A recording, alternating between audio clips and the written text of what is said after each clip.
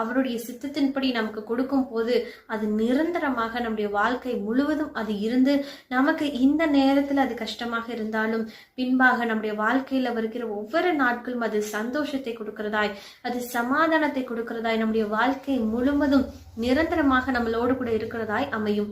ஆகவே ஆவிக்குரிய கிரியைகளை செய்கிறவர்களாக, ஆவிக்கேற்றபடி நடக்கிறவர்களாக நம்மை வெளிப்படுத்த ஆரம்பிப்போம். அப்படியாக வாழவும் செய்வோம். மார்க் 7ஆம் அதிகாரம் 21 முதல் 23 வசனங்களை வரை நாம் படித்து பார்க்கும்போது தெரிந்து கொள்ளலாம். மனுஷனை தீட்டுப்படுத்துகிற பொல்லாங்கானவைகள் என்று 13 காரியங்களை குறிப்பிடுகிறதை நாம் பார்க்கிறோம். அதே போல கலாத்தியர் 5ஆம் அதிகாரம் 19 முதல் 21ஆம் வசனம் வரை நாம் பார்க்கும்போது 17 காரியங்களை நாம் பார்க்க முடிகிறது.